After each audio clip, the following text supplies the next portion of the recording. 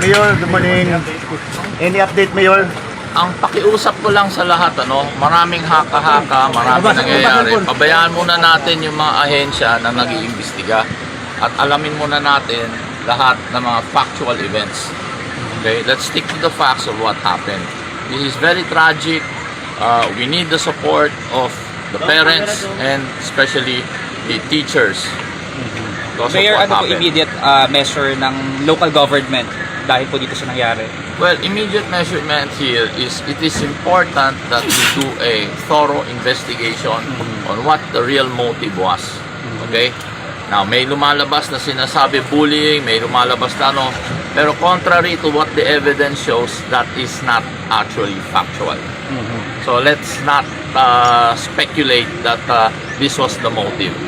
Okay? But in terms of security, police presence sa mga schools ngayon, we can only do so much.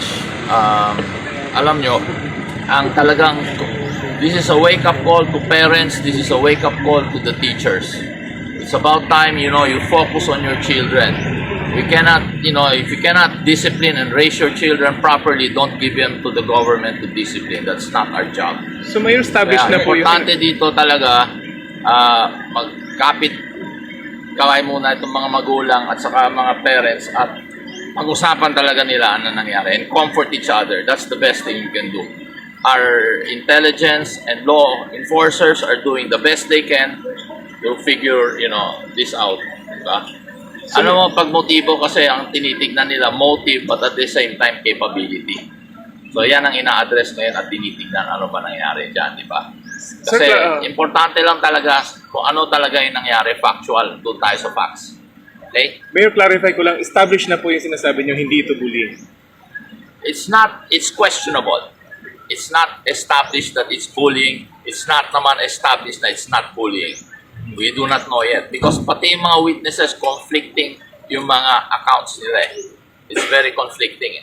So, but we need professionals to look at this. Kaya hindi muna kami nagsasalita. Hindi ako nagsasalita kaya ayoko ng haka-haka. Ayoko ng mga sinasabing speculation.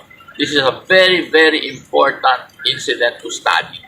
We have to look at this very carefully. I know the parents are grieving at the same time they want justice. It will get there, but we have to do it the correct way.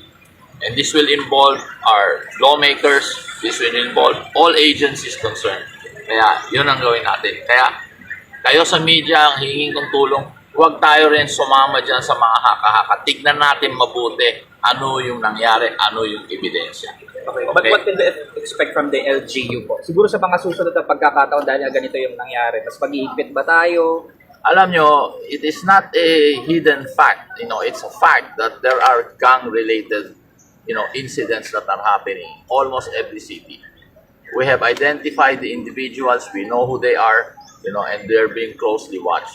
And many of these happens because maraming OFW napapabayaan yung mga kabataan na yan, hindi nila monitor kaya dapat bigyan ng pansin yan. It is important. So, I am expecting that lawmakers will come out. Alam nyo, nasa executive department kami, kaya we can only enforce what the law says. Okay? So I'll make that very clear.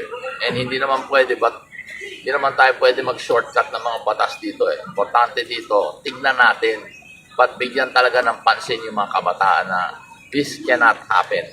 And this should not happen. Mayor, update, Mayor, kustudiya ngayon ng mga suspect kasi minor.